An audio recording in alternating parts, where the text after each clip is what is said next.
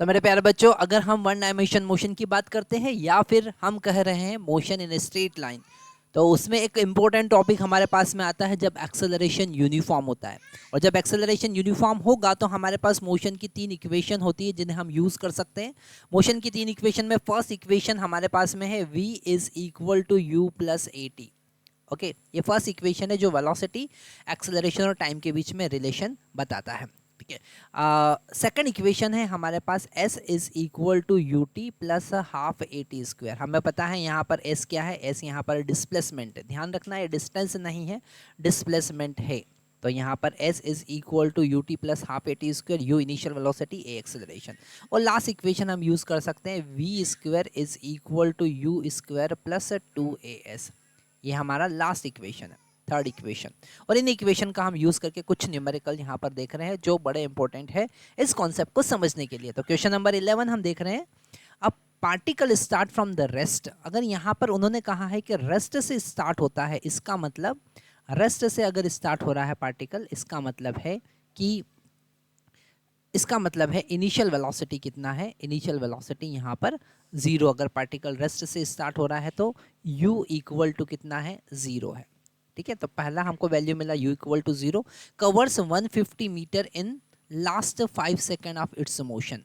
तो अगर हम लास्ट 5 सेकेंड की बात करें, जिसको हम x लिख देते हैं, ठीक है, लास्ट 5 सेकेंड में वो 150 मीटर चलता है। ओके, 150 मीटर चलता है।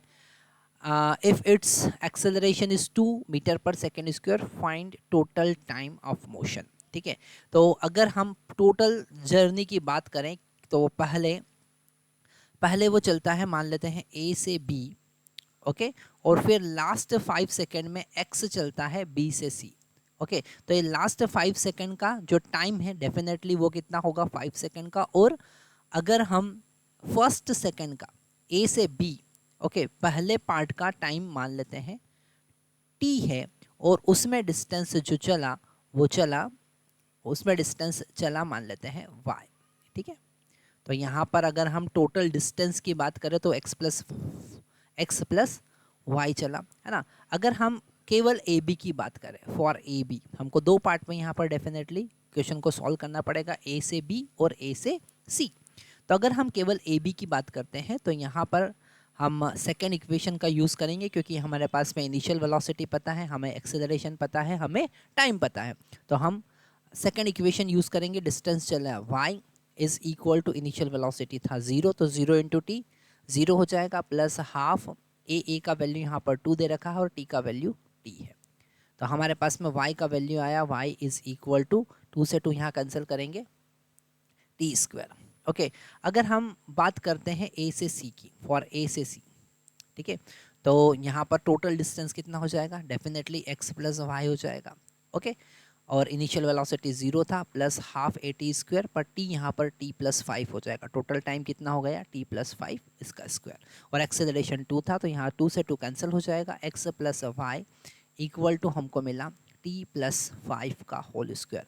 अब यहाँ पर इस y का वैल्यू अगर हम पुट करते हैं तो, और x का वैल्यू हमारे पास में गिवन है 150, तो x और y का वैल्यू पुट कर देते हैं। x का वैल्यू है 150 प्लस y का वैल्यू हमारे पास में है टी स्क्वायर, और यहाँ पर t प्लस 5 का स्क्वायर हम ओपन करेंगे तो हमको मिलेगा T square plus 10t plus 25, क्योंकि यहाँ पर a प्लस b का whole square a square plus 2ab plus b square होता है। टी स्क्वायर से टी स्क्वायर हम यहाँ पर कैंसिल कर सकते हैं, 25 सब्ट्रैक्शन में जाएगा तो 125 बचेगा, और इज़ इक्वल टू 10t होगा। तो t का वैल्यू हमको मिलेगा 125 डिवाइडेड बाय 10। ओके, तो t का वैल्यू कितना आया, 12.5 सेकेंड। तो यही हमारा आंसर है, यही उन्होंने पूछा था कि टोटल टाइम कितना है, तो वो है 12.5।